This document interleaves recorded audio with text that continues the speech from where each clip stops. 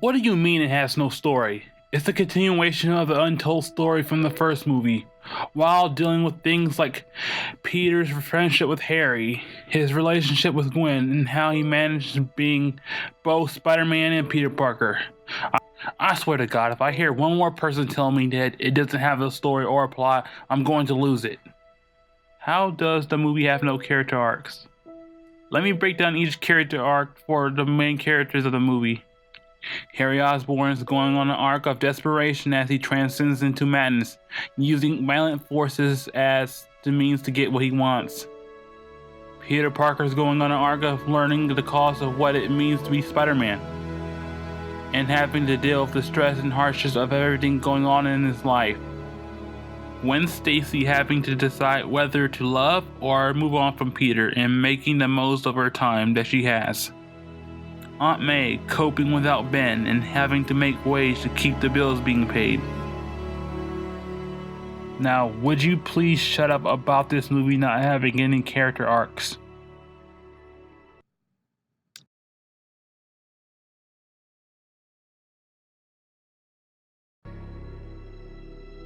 No, Spider-Man 3 failed because they had so much going on with no relation to one another. Spider-Man tried to develop 3 main villains at the same time, while The Amazing Spider-Man 2 had 3 villains, but in reality only had 1 main villain. The other was being developed throughout the movie, while the other one is a book start and book end villain. And they were all connected, while in Spider-Man 3, they were not. Still not convinced? This was Spider-Man 3. We want Harry to be a goblin. Never mind, we're going to give him amnesia. Let's introduce Sandman. Wait, never mind again. Let's bring back the Green Goblin for no reason. But wait, we need Sandman back. Okay, let's just throw Venom in and call it a day. So Spider-Man 3 had a lot going on, but not enough going on, if that makes any sense. While in The Amazing Spider-Man 2, all of the villains and plot points are connected and have same themes.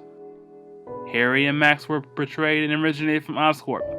Electro's accident was staged and covered up by Oscorp. Oscorp was the reason Alexei Sensevich was put into the Rhino suit. Oscorp is the reason Peter's parents are dead.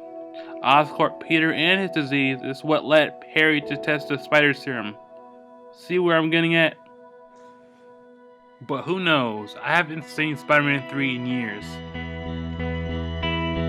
Oh yeah, now I remember. But wait, from you.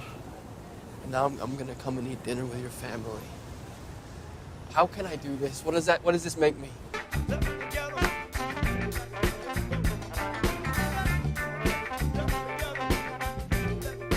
Who doesn't know how to make ends meet, who has to take nursing classes with 22-year-old kids so I can pay for you to go to college. And I don't know how to do this without Ben. I don't know how. And you're dreaming about your perfect father? Just like this. Come on, little fish, and do the twist. My daddy is Oh, the butter! You're coming with me. Shut the thing. Sorry, I love you. Don't hate me.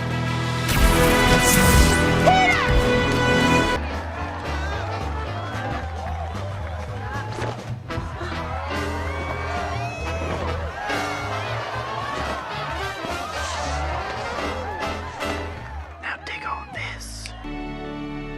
The so-called sap to me was important to the film.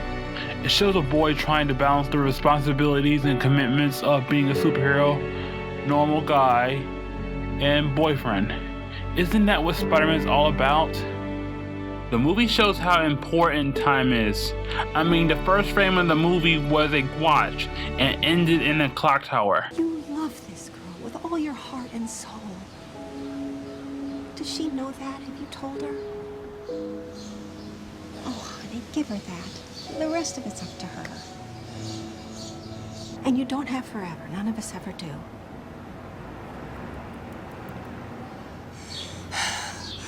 Yeah. Now, Peter. Come on! Go! Okay. Thank you. Love you. Well, anyway, back on point. The sap made the climactic ending even more powerful, and everything was leading up to it.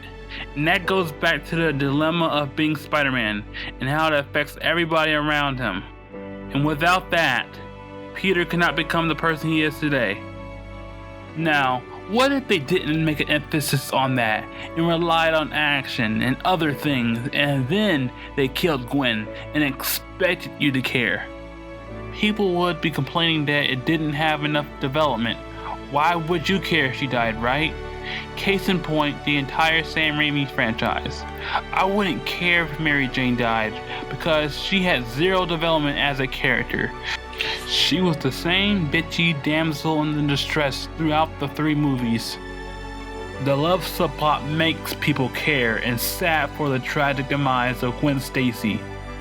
Well, unless you're a heartless monster. Because when it happens, you can tell that she is genuinely terrified.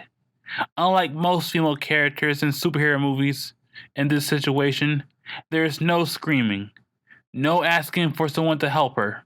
She's just noticeably scared. The whole scene is rather unceremoniously and real. Peter is trying to fight a goblin while trying to keep a hold of Gwen as the clock literally ticks down to her death. And suddenly, Gwen's graduation speech about time and life starts to make sense, as these are her last moments. As Gwen falls to her death, there are no screams, only a realization that all of Peter's fears from the beginning of the movie is reality. But, as hard as he tried, he didn't save her. Now, Peter realizes that Gwen is dead because of the decision he made to be with her.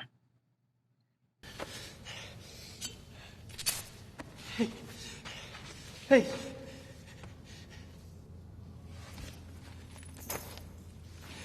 Gwen. Hey. Breathe.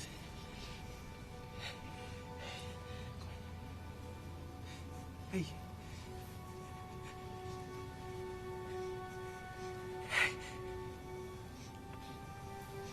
You're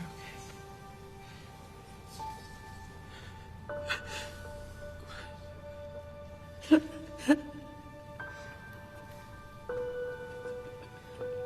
Stay with me, stay with me. Stay with me, stay with me. You stay with me.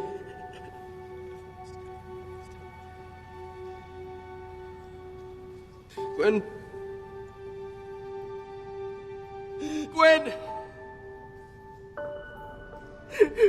Oh, please, please.